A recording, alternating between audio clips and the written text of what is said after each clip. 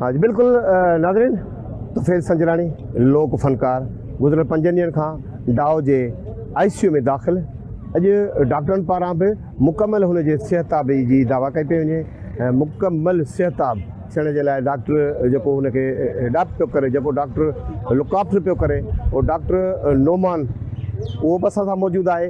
Doctor Noman काके पुट खां सवाइ बि हिते परसतार ऐं हुनजा चाहींदड़, हुनजा रिश्तेदार, फनकार बि शामिल आहिनि। पाण हुन सां ॻाल्हि ॿोल कंदासीं त अॼु हू हिन तुफ़ैल संजराणीअ जे हवाले सां छा था चवनि। पूरी सिंध खे, पूरे पाकिस्तान खे ऐं सभिनी असांजे प्यारनि खे मुबारकूं हुजनि, छो त असांजो तुफ़ैल संजराणी अॼु तव्हां ॾिसो पिया हाणे हींअर त असां टेक बि ॾेई आयासीं अंदरि ऐं ॾाढी ख़ुशी जी ॻाल्हि आहे। ऐं मां थैंक्स चवंदुसि कल्चर डिपार्टमेंट खे, थैंक्स चवंदुमि मां हितां जी डॉक्टर्स जी जेका पूरी टीम आहे जिन एतिरी महिनत कई ऐं महिरबानी आहे पूरे सिंध वासियुनि जी जिन एतिरियूं दुआऊं कयूं। असां वेंटिलेटर तां बि हुनखे आउट करे छॾियो आहे ऐं अॼु मोबिलाइज़ बि करे छॾियो, जेके कैथेटर ऐं नलकियूं वग़ैरह आहिनि उहे बि रिमूव करे छॾियूं आहिनि। क्लिनिकली काफ़ी बहितर आहे, सिम्टम्स बि काफ़ी बहितर अथसि, oxygen saturation, blood pressure, heart rate वग़ैरह अलहमदिल्ला काफ़ी बहितर आहे।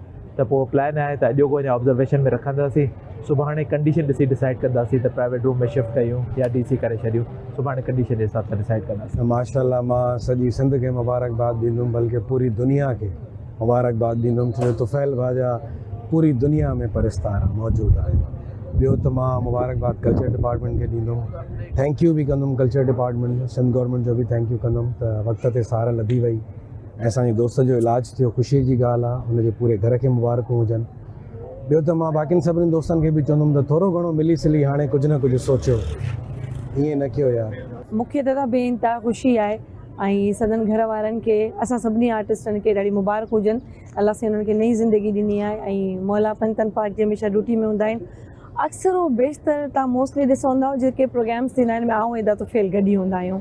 मां एॾो मिस कयो ऐं एतिरो माना हिकिड़ो धचको लॻो अचानक इन ॻाल्हि खे ॿुधी करे त उन टाइम खां वठी अज़ा ख़ाननि जा ॾींहं हलनि था, मुहर्रम आहे, त मां उन ई टाइम ते जेको सो हर मजलिस में अदा अल्लाह दुआ करायां पई कल्ह राति खां वठी।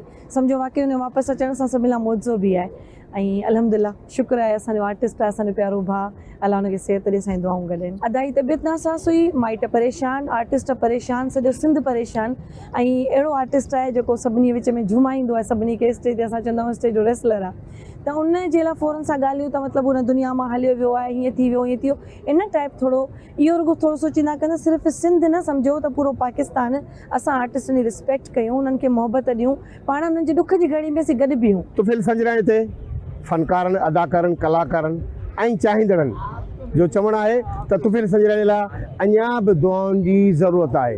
कैमरामैन मंसूर सां गॾु घोष बुगियो, धरती TV न्यूज़, कराची।